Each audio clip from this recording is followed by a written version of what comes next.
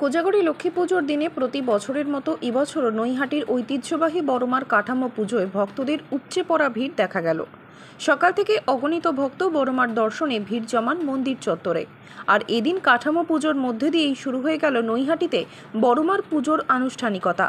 শতাব্দী প্রাচীন এই পুজো নৈহাটির ঐতিহ্যের প্রতীক। স্থানীয়দের পাশাপাশি দেশ বিদেশের অসংখ্য ভক্ত এই পুজো উপলক্ষে হাজির হন প্রত্যেক বছর। বড়মার জনপ্রিয়তা এখন দেশের গণ্ডি ছাড়িয়ে বিদেশেও ছড়িয়ে পড়েছে।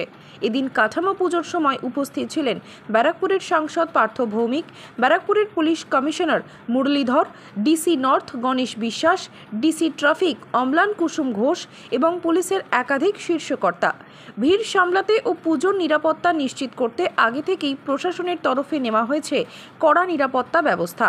কালী পুজোর দিন লক্ষ লক্ষ ভক্তের সমাগমকে সামনে রেখে বিশেষ নিরাপত্তা বৈঠকও অনুষ্ঠিত হয়। বৈঠকে উপস্থিত ছিলেন নৈহাটির বিধায়ক সনদ দে, পুরপ্রধান অশোক চট্টোপাধ্যায়, বড়কালী পূজা সমিতির সম্পাদক তাপস ভট্টাচার্য সহ এই পুজোর সঙ্গে জড়িত অন্যান্যরা। এদিন নৈহাটির বিধায়ক সনদ দে জানান, আজকে বড় মায়ের কাঠামো পুজো হলো। সূচনা আমাদের যেদিন মায়ের বিসর্জন হয় পরের দিন থেকেই সূচনা হয়, কিন্তু আজকে কাঠামো পুজো হলো। যে বড় মায়ের যে মূর্তিটা বছরে একবার পুজো হয় তার কাঠামো, যেটা পুরাতন আমরা সেই 101 বছর 2 বছর ধরে যেটা দেখে আসছি, সেই মায়ের মূর্তির আজকে কাঠামো পুজো হলো। দেখতেই পাচ্ছেন যে প্রচুর মানুষ আজকে এই কাঠামো পুজোতে সমাগম হয়েছে।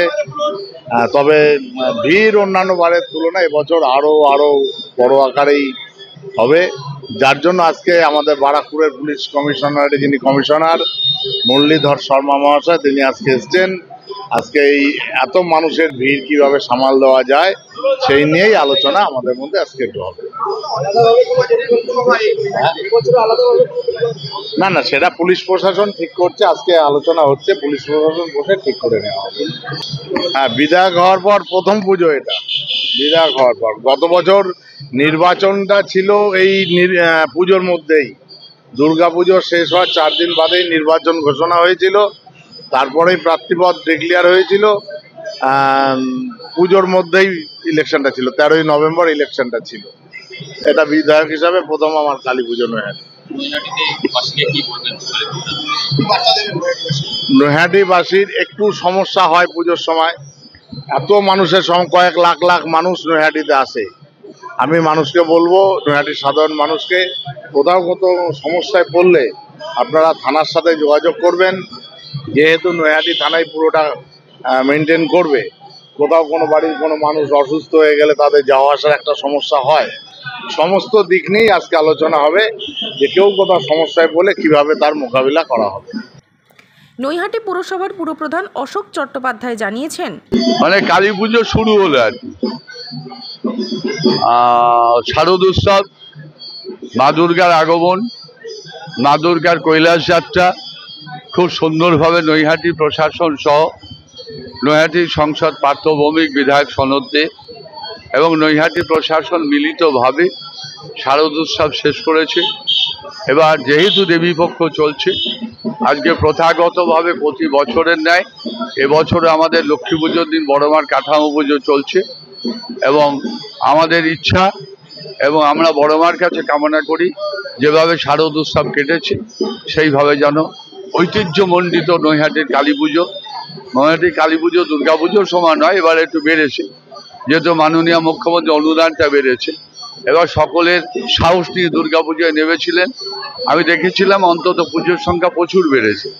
আমি বিসর্জনের দিন প্রত্যেকটা ঘাটে ছিলাম, রামঘাটও গিয়েছিলাম, ফেরিঘাটও, আমাদের বড়মা ঘাট, যে বড়মা ঘাটেও ছিলাম।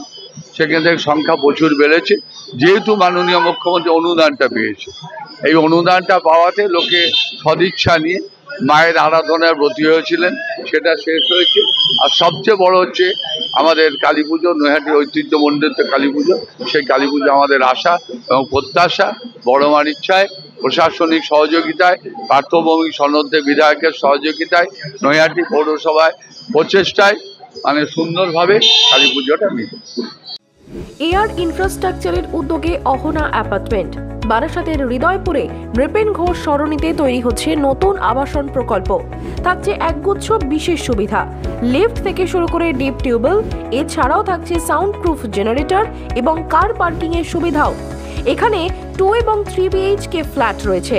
এছাড়াও থাকছে আরও একগুচ্ছ বিশেষ সুবিধা। বিস্তারিত জানতে ফোন করুন স্ক্রিনে দেওয়া ফোন নম্বরে। সাধ্যের মধ্যে স্বাদ পূরণ।